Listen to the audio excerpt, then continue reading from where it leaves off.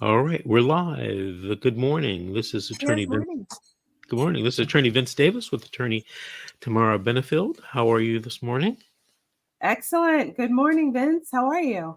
Good. This show that we're doing is all about family law, and you are an expert in family law. You're a certified family law specialist in California, which is a really big deal. You have to pass an extra exam and you have to get recommendations and you have to prove have done certain stuff.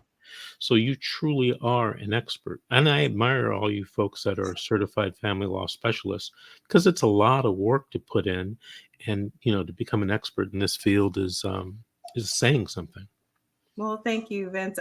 So first of all, Vince is not on my payroll to say that. So I appreciate the ingratiating comments. But yeah, the goal of this show is to talk about the various aspects of family law and essentially to take all that information that we get, in law school by virtue of practice and experience, by virtue of becoming experts in the field, by virtue of working with people for so many years, and condense it into this jam-packed and fun place where you can come and find out valuable information as you navigate your family life.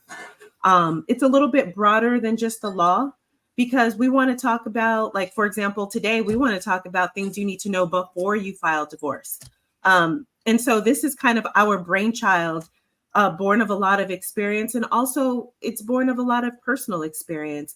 Vince and I, we're not just seasoned litigators. We've had full lives, children, families of our own.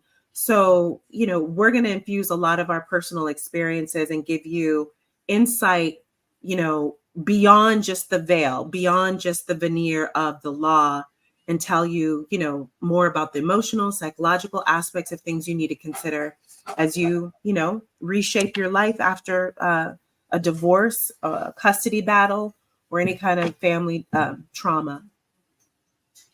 I was just thinking, I went through my divorce maybe 30 years ago, maybe more. And it was an experience. Yeah. It wasn't a nightmare. It could have been, a huge nightmare, but it wasn't. At the time, we didn't have any children together, so that made it a lot easier. But yeah, the personal experiences, the experiences of dealing with clients, many clients over the years, um, gives you, a unique insight into this thing we call divorce here in California. It does. It does.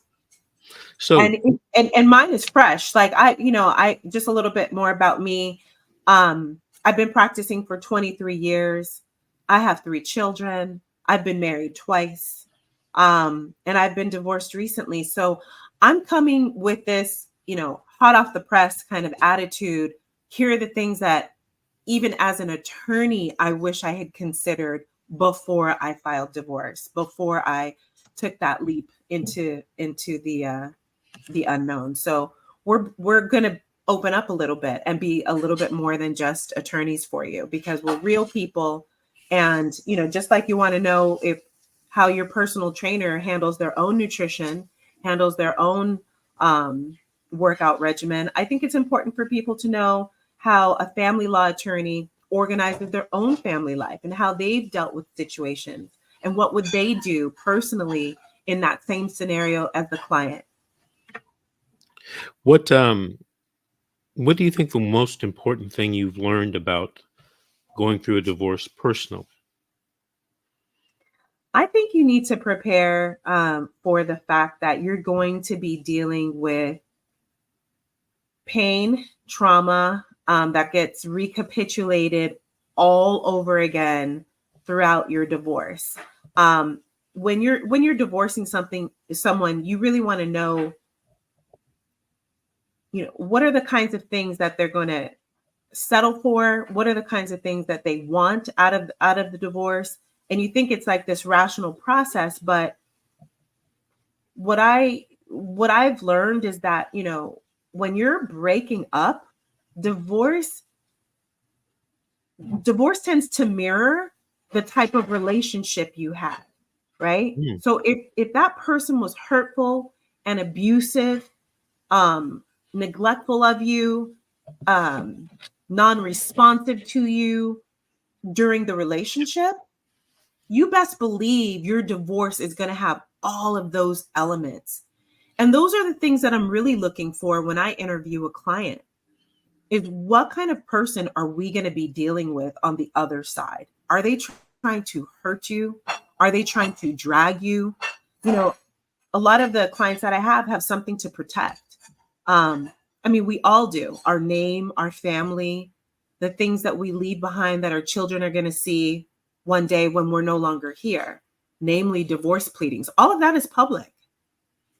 I mean, imagine your kid is 50 years old, going through their own midlife crises and going, okay, let me pull up my parents' divorce and read about not only how they felt about each other, but how they felt about me and how I impacted their divorce. So I think that dealing with pain, dealing with trauma, analyzing the temperament of the relationship is critical when you get a new client, because that's going to tell you a lot about how to navigate and what kind of case you're going to have, whether or not it's going to be high conflict, whether or not it's going to be easy to settle. And it's going to be easier to help the client through to understand, okay, I'm spotting not just an abuser, but a narcissist. Here's what you need to know, blah, blah, blah. So, Right. One of the things that I've found out over, I guess, my own divorce and 37 years of representing people is I don't think people really think about how a divorce is going to affect children. yeah. Because we're in the divorce and we're fighting each other and we're the clients are fighting each other, but there's some collateral damage there, Yeah. and I think that people don't consider that, as much. I'll tell you something. I don't think I've ever told anybody this, but in my second marriage, I had two children, and maybe about 5 years into the marriage, we considered getting divorced. And I really thought about, and I tried to feel out my kids about this. They were young, 8 and 9 at the time, and I came upon this realization that a divorce was going to upend their lives. Yeah. Up in their lives. Yeah. And, luckily at that time, my wife and I, we worked things out, but I can just imagine how much tougher it would be on my children, had we not been divorced. I mean, had we gotten divorced.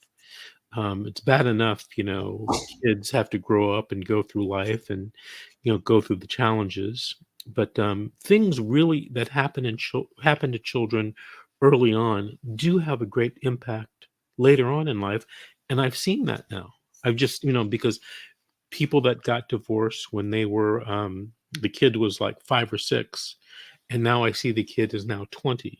I just I just was talking to a grandmother about this recently, where I represented her son, and the kid was very young, but now the kid's, probably 20, 21 years old, and we were talking about how the effect of the divorce, how the impact it had on the child. Right. And I kind of scratched my head thinking, wow, Excuse me. if people knew that, would they really do everything they do in a divorce? Because sometimes, it gets so ugly. Yeah. It's ego driven, it's psychologically driven. It's, all of those shortcomings we have as people, from our own, baggage and our own upbringing, it's translated into the divorce. So sorry. Bless you. Excuse me. Bless you. No, those are So, great points. Vince, that is certainly one way to look at it. But I offer this perspective. What are the consequences to the children of not getting the divorce? I mm, think people are so psychologically wedded to the paradigm of a nuclear family, mhm, mom and dad, 2.5 kids, a house and a garage and a dog. But I think when you really don't have that healthy relationship, and your relationship is fraught with arguing in front of the children, fighting in front of the children, um, you really have to consider how much longer psychologically can the children survive seeing this before the damage that's caused from you trying to remain married, outweighs the foreseeable damage of getting a divorce.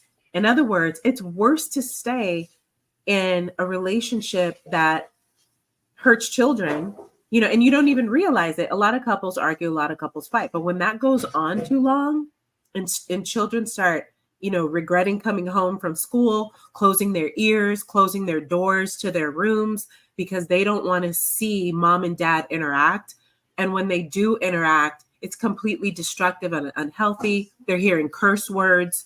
They're hearing disparaging remarks. They're hearing criticism.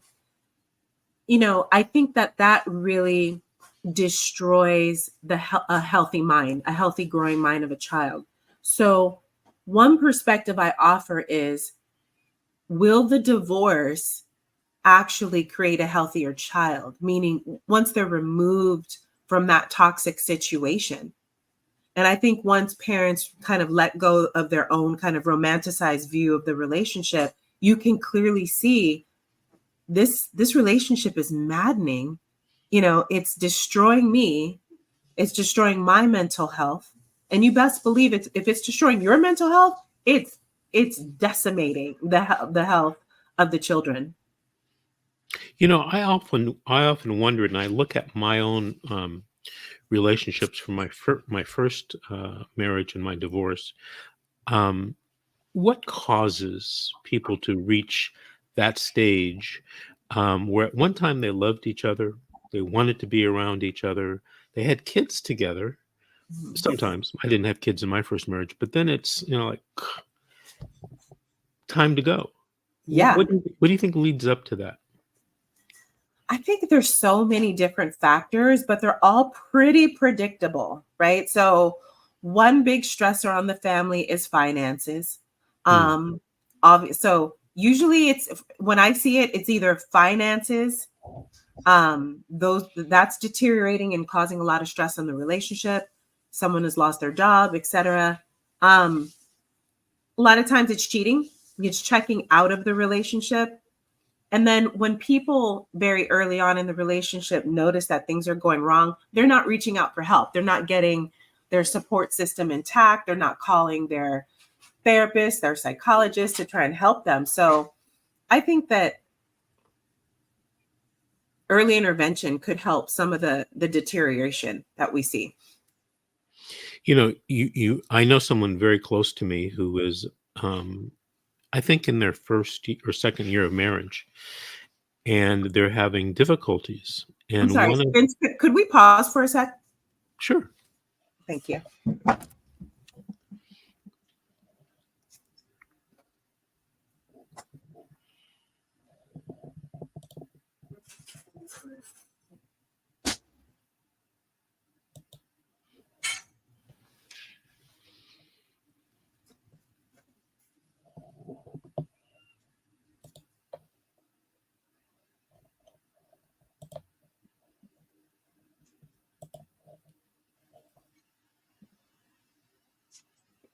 I'm sorry, Vince. I'm like having allergies. Oh, sorry about that. Okay, I'm ready. What was I saying? I was saying You this were saying there was person. a couple that you were. Yeah. And one of the things that is mentioned to me frequently are the financial strains in the relationship. And apparently, the sense I get is when they got together, things were going great financially for both of them. Mhm. There's been some bumps in the road, and now things are deteriorating financially. And it seems that both of them find that challenging, and it's affecting the marriage. Right. Well, listen, people are going to have to figure out their financial situations, whether they're married or not. Mhm. Some of the hardest cases are, you know, really when the finances deteriorate, because if you can't figure it out together, right? There's usually not enough money for people to really be stable and happy following a divorce. apart. There's just not enough money. So yeah, you're going to have to figure out your life, your income, your means of, stabilizing yourself. And more often than not, I'm not seeing as many stay-at-home moms. I'm seeing two people who have to work. And I think that that's a good thing, where you have, because one can ensure the other. If a husband has job loss, but the woman also is capable of working and does so, she can stabilize the family while he gets back on his feet, and vice versa. And I think that a lot of strain does come from the more traditional notions, right? That come from, 100 years ago, where women dream of being a stay-at-home mom, but the man is not wealthy. He really can't afford that. And he's trying to provide this kind of lifestyle, with the woman staying home. Meanwhile, she's sitting on a degree, not utilizing it. And these issues come up, right? They come up in spousal support, where later on, when it's obvious that there wasn't enough money to go around and really two people should have been working, um, he asks her to get a job, right? And then her world falls apart. Oh, I have to work. Newsflash, ladies and gentlemen, get a job. Sorry. I had a flashback recently. I was representing someone, and Okay. I represent the husband, and he's former military, and he retired. And, he was thinking, he always thought that if he retired, he wouldn't have to pay child support and spousal support. And the judge told him just what you said. Newsflash, sir, you got to get a job. Yeah, absolutely. And that doesn't mean that a woman who's, or a man who's, more often it's a woman who has stayed home for 10 years is not entitled to spousal support. I am not saying that at all. But what I am saying is that there are economic realities right now that we have to deal with. And, you know, um, that should be worked out within the context of the marriage, where two people can sit down at the coffee table in the morning and say, here's how much money we're dealing with. This is what's coming in. This is what needs to go out. Can we afford childcare? Childcare is a huge expense. Can we afford children? Should we both be working? And just be a little bit more intentional about how they plan their family life. If you were talking to someone and they're married, they haven't filed for divorce, but they came and talked to you about, I'm thinking about getting divorced. Do you have a top 1, 2, or 3 things you would tell that person to do in order to prepare to put themselves, I guess, in the best possible place if they decide to go forward with the divorce? Absolutely. Um, I'd ask them to be really thoughtful, like we said earlier, about who their partner is, and anticipate some of the pitfalls.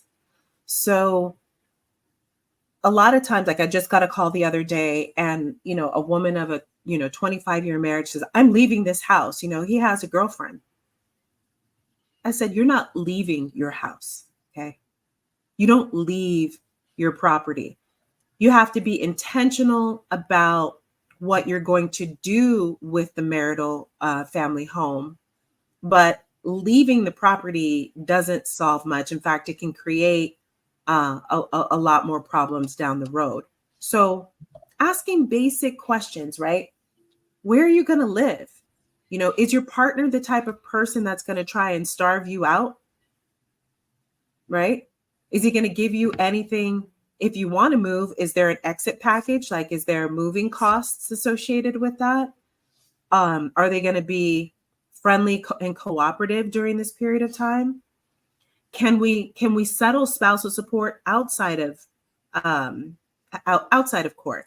So kind of taking an assessment of where the client might be vulnerable, because the worst thing to do is to just file a divorce haphazardly, not having considered the dynamics of the family, and one person's completely disenfranchised, right? They're not working, they're not getting spousal support, they don't have the money to live, and they don't really have the attorney fees to go forward. So assessing where the client vulnerabilities are is important.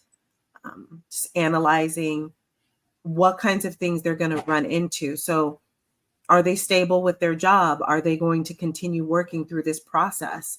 What are they going to do with the children now? How do they want to reorganize their lives? Most people do have kind of like a sense of how things should work post-divorce, or through the divorce process, especially with children.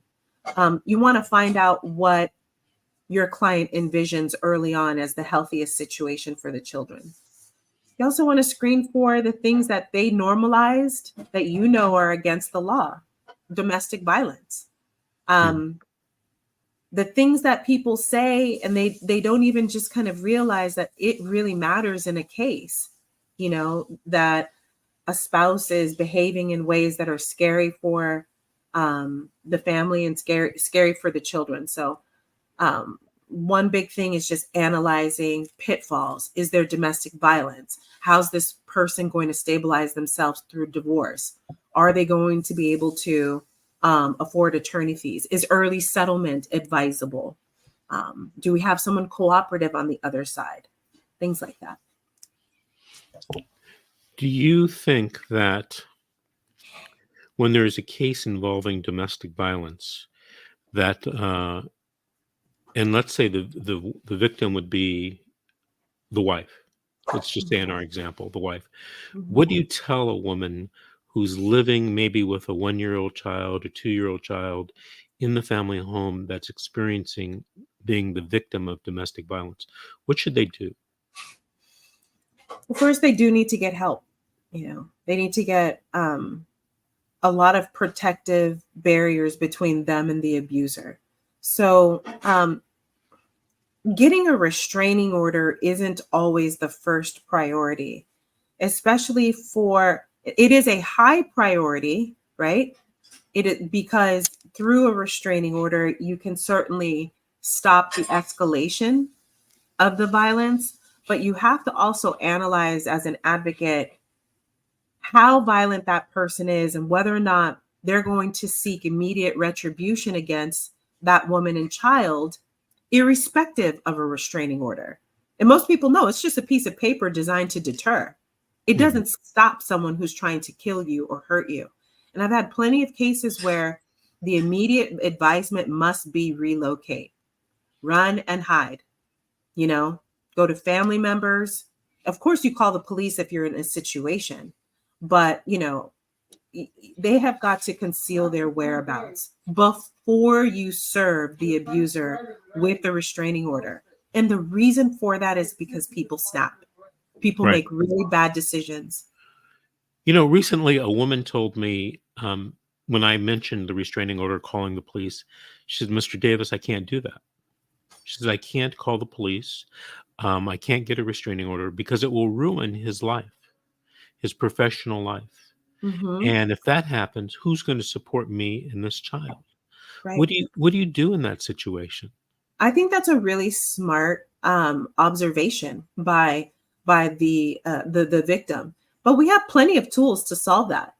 And the simplest, most straightforward one, most attorneys know that even if a permanent restraining order is well placed, a temporary one that expires usually does the trick without permanently implicating the person's professional licenses, ability to get state, contracts, past DOJ, fingerprinting, background checks, etc. So we're talking about teachers, firefighters, people who, maybe got into a bad fight with their spouse, but now they're facing, a situation where getting a restraining order could be a total wipeout on their future capability to earn a living, because that's what a restraining order does. It tags you. You go into the system. Anytime you come around that person within 100 feet, they can call the police and have you arrested. So one tool that I see frequently used is just to do a temporary restraining order. And what you need to know is that a temporary restraining order can last 3 years. You can do it for the same period of time as a permanent restraining order. And that's a way to make sure that your ex-partner who's an abuser still maintains their economic viability, can provide for you, spousal child support without losing their job. Now, here's a question. When you get a restraining order, there's something called klutz, right? Mhm. Tell us what the klutz is. Well, it's the way in which we document that there's been a restraining order that's applied for. So immediately when you file a restraining order, you'll see a klutz form, right? And once you fill out that form and give it to the clerk, it triggers like a profile essentially. That restraining order essentially goes into a database whereby police can see that there's a restraining order out on this person that needs to be enforced. Um, Are temporary restraining orders put in klutz or just permanent, or both? I think it's permanent. I think you turn in the klutz form, but I think it's the permanent one that goes into the klutz system. Okay, very Mhm. good. Now, in this particular situation that I was mentioning, the woman is a stay-at-home mom, all right? And she's facing domestic violence, and she's concerned that she doesn't want to ruin um, the guy's life and his profession because of she wants support and she needs support. Now, you mentioned about moving out of the family home. Does that have any bearing on who ends up living in the family home, who ends up getting the family home, eventually in the divorce?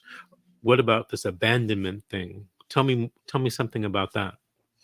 Yeah, so that's a really important consideration. First of all, if she's unsafe in the family home, why stay, right? If he's going to be the kind of person who, gets a restraining order, goes completely ballistic, has access to guns, staying in the family home is the least of your concerns. You're concerned about safety. Now, Mm. second to that, it's really hard to give up the family home, let's say if she leaves, and get him out later, okay? So if your intention is to remain in the family home and have your child and spousal support cover the mortgage, then staying would probably be the better route. Now, if a person leaves the family home temporarily, Uh-oh, I think we lost Tamara. We're going to try to get her back on.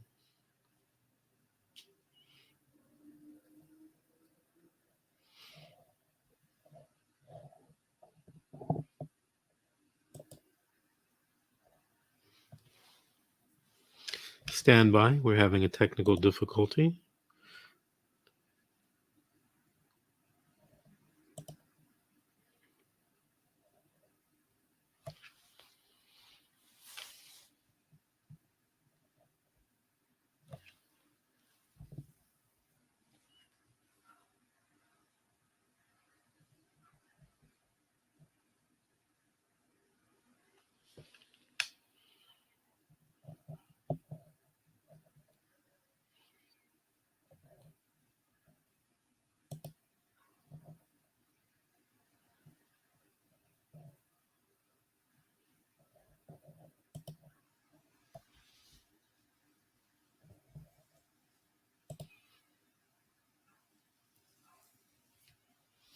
By the way, during the show, if you want to call in and have a question for us, you want to dial this number, bottom right-hand corner, 563-999-3480. That's our call-in number.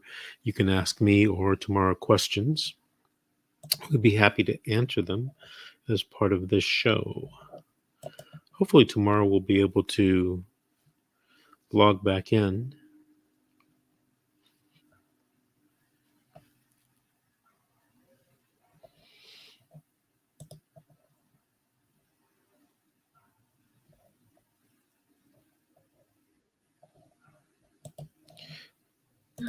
There you are. I'm so sorry about that. I don't know what happened.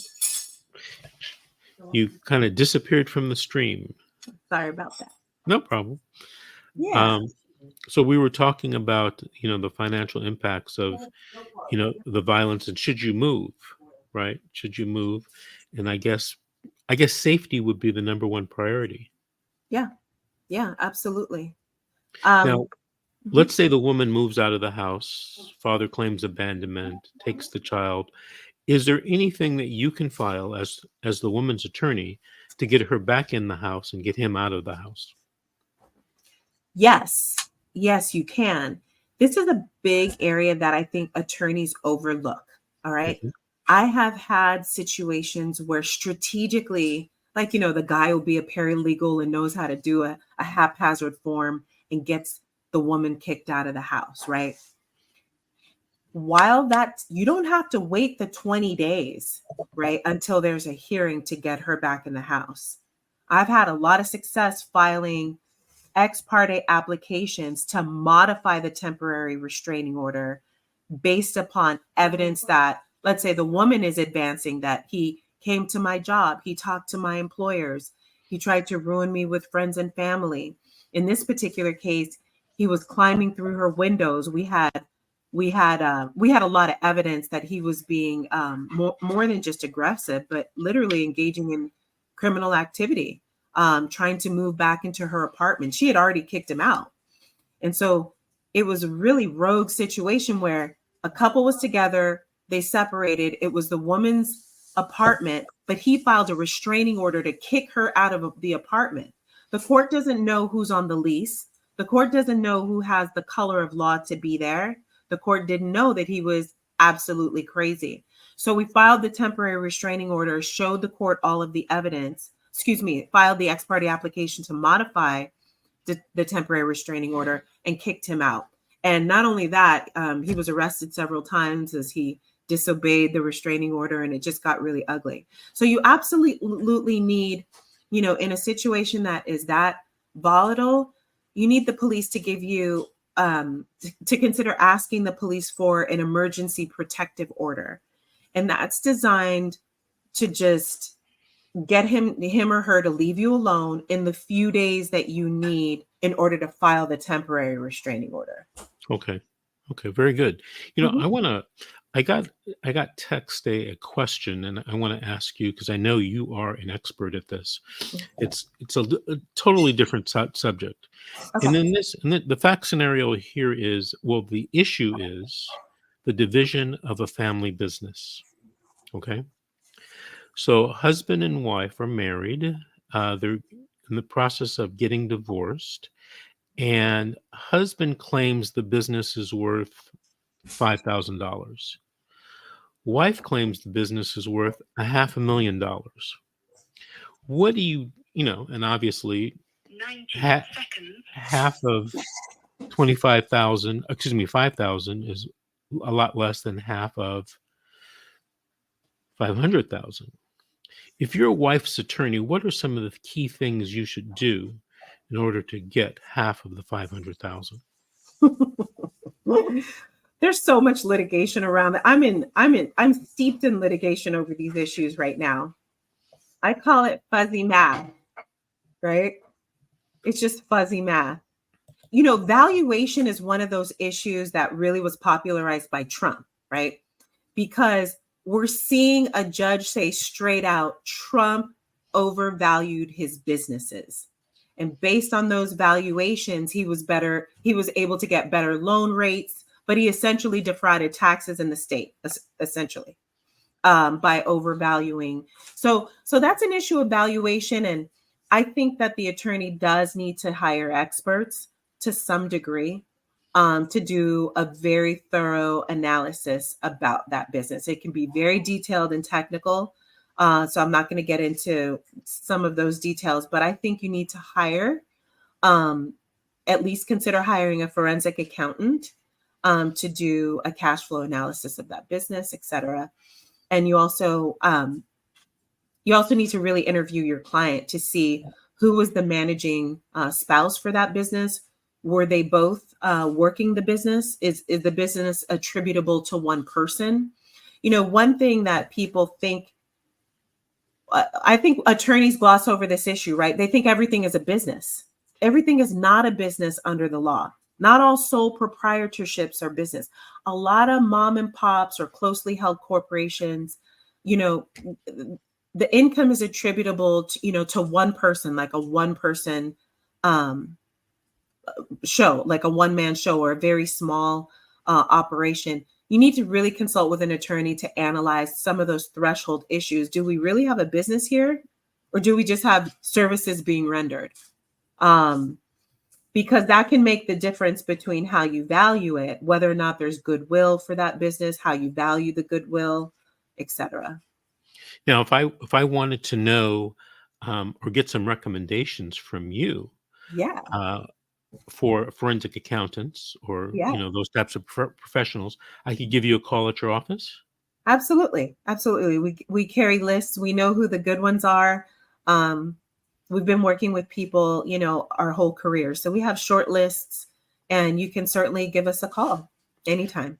And your number is 310-271-7675. Absolutely. Mhm. Very good. Well, tomorrow we've come to the end of this segment of this show, all about family law.